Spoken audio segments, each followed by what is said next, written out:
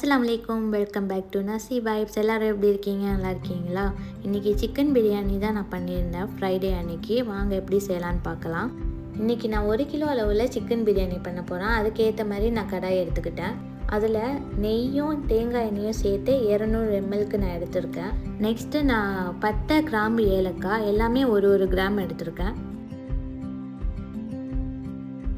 இப்போ நான் 400 கிராமில் வெங்காயத்தை ஸ்லைஸ் பண்ணி வச்சுருக்கேன், அதையும் சேர்த்துக்கிட்டேன். வெங்காயம் நல்லா வதங்குறதுக்காக நல்லா கிண்டி விட்டு கொஞ்சம் உப்பு சேர்த்துக்கிட்டேன்.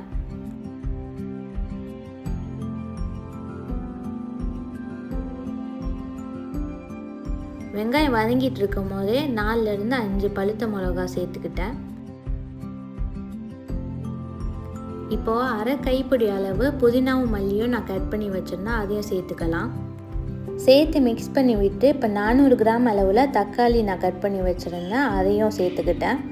இப்போ தக்காளி நல்லா மசிய வேக வச்சுக்கணும். வெந்ததுக்கப்புறம் வீட்டில் அரைச்ச மிளகாத்தூள் 1/2 டீஸ்பூன் நான் சேர்த்துருக்கேன் காரத்துக்காக. அப்புறம் 2 table spoon Kashmiri chilli powder சேர்த்துருக்கேன். நான் வாங்குகிற காஷ்மீரி சில்லி பவுடரில் அவ்வளோ காரம் இருக்காது, அதனால தான் நான் வீட்டில் அரைச்ச பவுடரும் சேர்த்துருக்கேன்.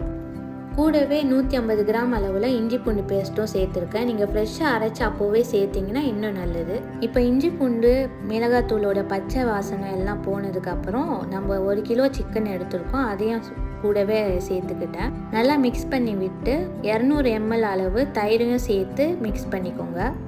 இந்த வீடியோவில் நான் காட்டலை, ஆனால் கொஞ்சம் பாதாம், முந்திரி, கொஞ்சோண்டு தேங்காய் அதெல்லாம் பேஸ்ட் மாதிரி அரைச்சி இதில் கொஞ்சம் சேர்த்துக்கிட்டேன், கொஞ்சம் டேஸ்ட்டுக்காக. நீங்கள் இந்த பேஸ்ட்டை எல்லா பிரியாணிக்குமே போடலாம்.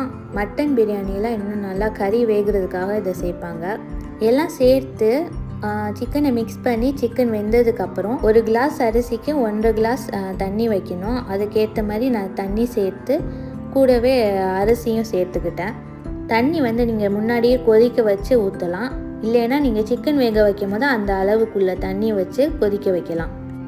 இப்போ அரிசி நல்லா பிறண்டு வந்துடுச்சு. இப்போ தம் விடுறதுக்காக நான் ரெடி பண்ணிகிட்ருக்கேன். மேலே கொஞ்சோண்டு நெய் சேர்த்து கொஞ்சமாக புதினா மல்லியும் சேர்த்து அதோட தம் விட்டுறலாம். நான் இன்றைக்கி முன்னாடியே போட்டுட்டனால வெறும் நெய் மட்டும் சேர்த்து நான் தம் விட்டுட்டேன். 15லேருந்து 20 மினிட்ஸுக்கு தம் விட்டதுக்கப்புறம் நம்மளோட பிரியாணி ரெடி ஆயிடுச்சு. இப்போ சுட சுட ரைத்தாவும் சிக்கனோடையும் நம்ம சர்வ் பண்ணி. என்னோட ரெசிபி பிடிச்சிருந்தா மறக்காமல் என்னோட சேனலை சப்ஸ்கிரைப் பண்ணுங்கள், ஷேர் பண்ணுங்கள், லைக் பண்ணுங்கள், உங்களோட ஃபீட்பேக்கை ஷேர் பண்ணுங்கள்.